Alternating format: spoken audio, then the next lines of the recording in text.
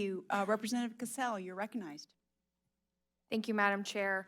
Piggybacking off of some of my colleagues' questions, in the event that there is negligence in the implementation of the permits, or it's determined that the methodology that the permit process approved was faulty and somebody is injured as a result of either the faulty implementation of it or, you know what, we should have never allowed this method of cleanup, would someone be able to bring a personal injury cause of action in that scenario under your bill?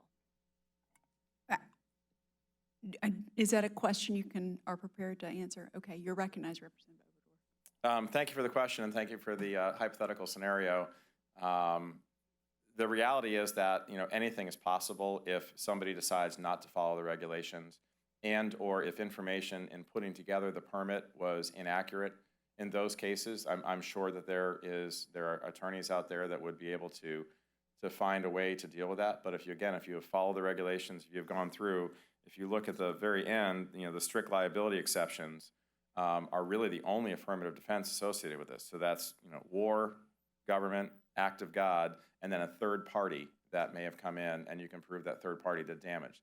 Those are the only liabilities. The strict liability exceptions to this. So I think it's pretty well thought out as far as if you're following the permits, if you have done everything that you said you're going to do, why should you then be held liable in a suit?